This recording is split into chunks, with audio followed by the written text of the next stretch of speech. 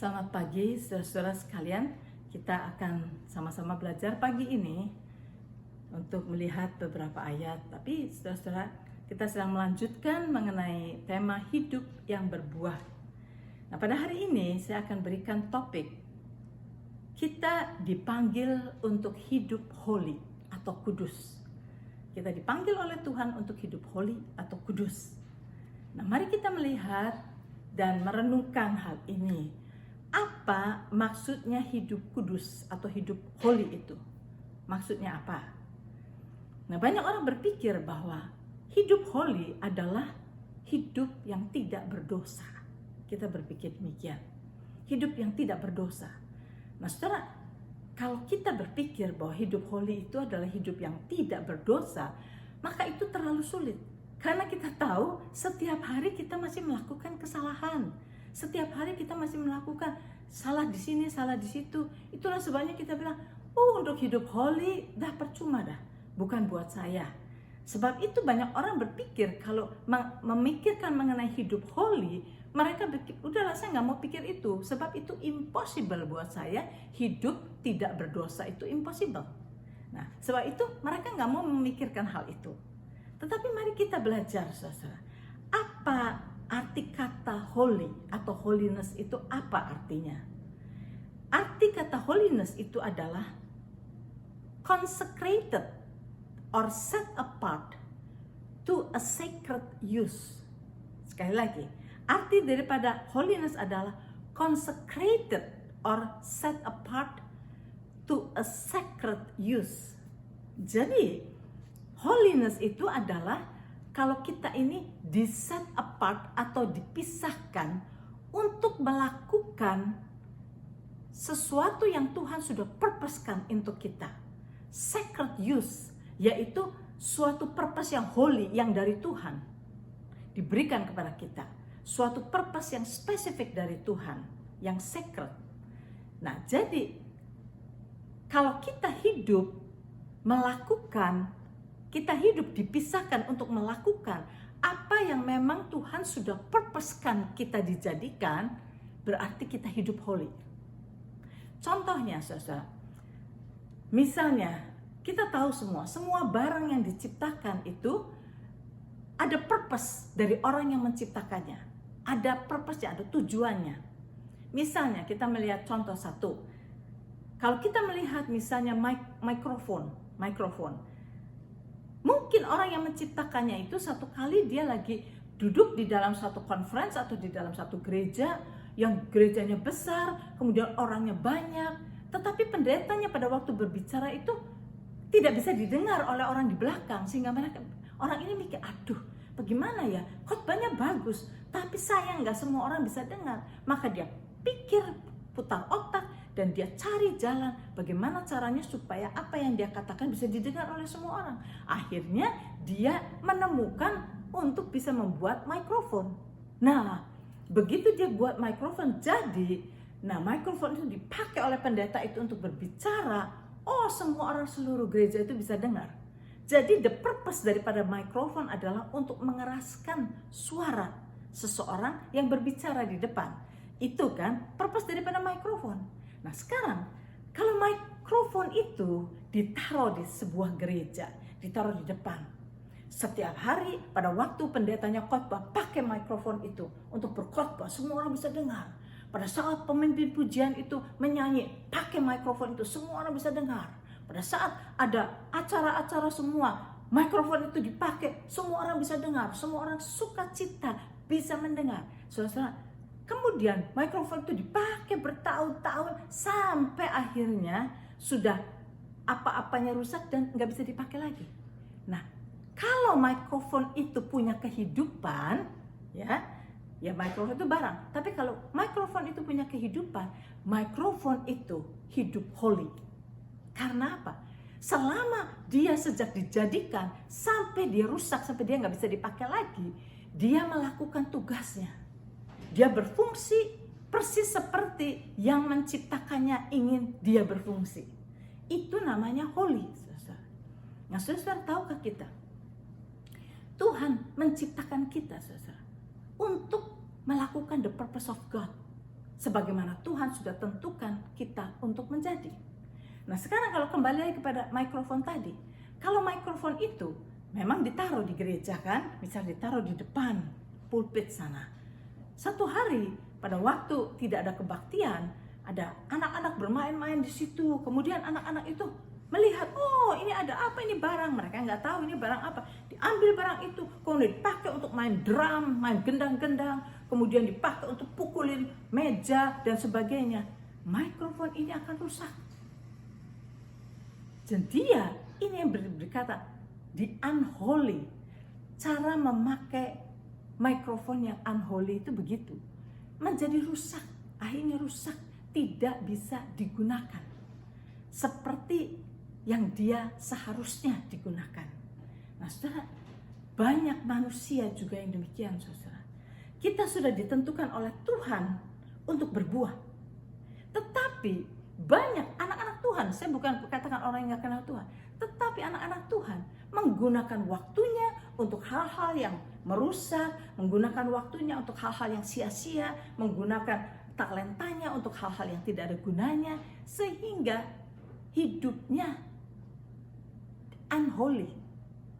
Tidak holy itu bukan berarti berdosa, bukan.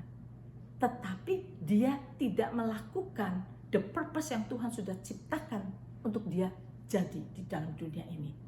Sebab itu saudara, kita harus mengerti, hidup kita ini bukan untuk diri kita sendiri, bukan. Kita diciptakan oleh Tuhan untuk dia. Sebagaimana mikrofon tadi, penciptanya menciptakan mikrofon, selama mikrofon itu dipakai dengan benar, mikrofon ini memuliakan yang menciptanya. Demikian juga kita diciptakan oleh Tuhan bukan untuk diri kita sendiri, tetapi untuk menjadi berkat buat orang lain. Itulah sebabnya Tuhan ingin kita berbuah. Bagaimana caranya berbuah? Cara kita berbuah berbeda-beda, tergantung kepada karunia yang Tuhan berikan kepada kita. Nah saudara, saya sudah menerangkan di gereja, di Bible Study mengenai karunia-karunia ini.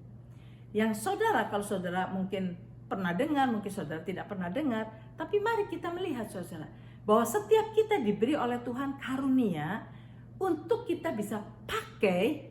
Kalau kita menggunakan karunia kita pada tempatnya, maka kita akan berbuah. Nah kita akan baca dari Roma pasal 12 ayat 6 sampai dengan yang ke-8. Saya tidak akan bacakan seluruhnya, saya akan loncat-loncat, tetapi at least kita akan dapat bayangan. Roma 12 dari ayat yang ke-6 dikatakan begini, demikianlah kita mempunyai karunia yang berlain-lainan menurut kasih karunia yang dianugerahkan kepada kita. Siapa yang menganugerahkan? Tuhan. Tuhan menganugerahkan karunia kepada kita. Ayat 7, saya loncat sedikit ayat 7.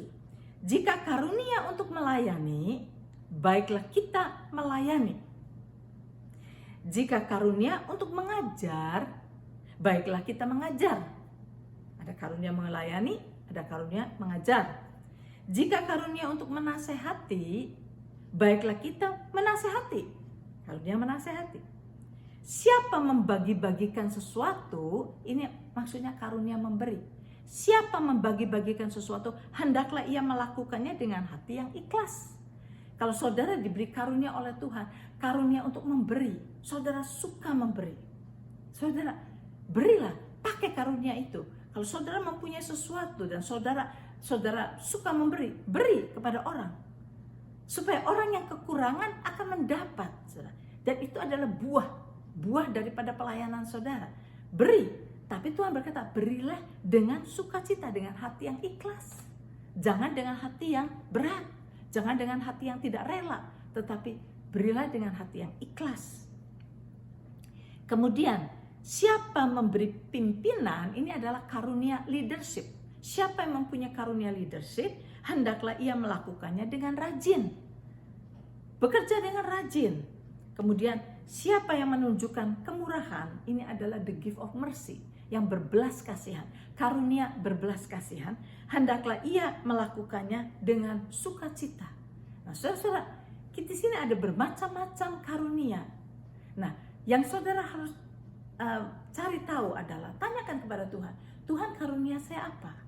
Biasanya saudara, kalau saudara mempunyai karunia tertentu, saudara kepengen melakukan itu. Ini adalah motivational gift. Jadi akan memotivasi kita untuk melakukan itu. Dan semua karunia ini adalah untuk kita lakukan bagi orang lain. Melayani orang lain. Memberi kepada orang lain. Mengajar kepada orang lain. Semuanya untuk orang lain. Buah itu adalah untuk dinikmati oleh orang lain, bukan untuk diri kita sendiri. Mengajar itu macam-macam, saudara. Bukan hanya menjadi guru saja. Misalnya saudara sebagai bapak, saudara pintar sekali membereskan mobil misalnya. Tahu bagaimana membetulkan mobil yang rusak. Nah saudara, kalau ada teman saudara yang persis mungkin mobilnya rusak dan tidak ada cukup banyak uang untuk membereskan itu, saudara tahu, saudara bisa mengajar dia, ajari. Dan dengan saudara mengajar, saudara sudah berbuah, saudara sudah memberi kepada dia pertolongan yang membuat dia bersuka cita, yang membuat dia tidak usah dirugikan, membuat dia tidak usah keluar uang banyak, karena saudara menggunakan karunia saudara untuk mengajar kepada dia. Demikian juga saudara ibu-ibu yang pintar masak. Saudara mungkin ada ibu-ibu muda yang masih nggak bisa masak, saudara. Dia harus beli lagi, harus beli. Itu kan buang uang banyak. Nah, kalau saudara menggunakan karunia saudara untuk mengajar mereka untuk bisa masak makanan-makanan yang sederhana, sehingga mereka bisa masak sendiri, bisa save money, itu adalah buah pelayanan dari saudara. Dan ada macam-macam di sini, saudara. Karunia-karunia itu baca dari Roma 12 ayat 6 sampai dengan 8. Dari situ ada 7 macam karunia yang diberi oleh Bapa dari surga kepada kita, yang akan memotivasikan kita. Kalau kita punya karunia itu, kita akan dimotivasi untuk melakukannya. Dan kita akan melakukan dengan hati yang bersuka cita. Dan kalau itu kita lakukan, berikan kepada orang lain, kita sudah berbuah. Jadi berbuah itu bukan sesuatu yang susah. Saudara nggak perlu, berbuah itu bagaimana ya? No, saudara. Just gunakan karunia yang Tuhan berikan pada saudara secara rileks. Flow di dalam karunia yang Tuhan sudah berikan pada saudara, itu saudara berbuah. Nah, saudara bisa menolong banyak orang. Kalau saudara mempunyai karunia menasehati, saudara, hanya kalau saudara punya karunia menasehati, ada orang di dalam persoalan, saudara bisa menggunakan karunia itu untuk menasehati seseorang sehingga orang itu keluar dari problem. Itu adalah buah yang dihasilkan oleh saudara. Nah, sampai di sini dulu saudara, biar kita melihat kita dipanggil untuk hidup holy. Holy adalah artinya consecrated or set apart to a sacred use, untuk penggunaan yang tepat menurut kehendak Tuhan. Itu adalah holy, bukan hidup tidak berdosa, bukan. Nah, biarlah saudara renungkan lebih dalam lagi supaya saudara lebih punya pengertian dan saudara bisa berbuah. Sampai di sini dulu.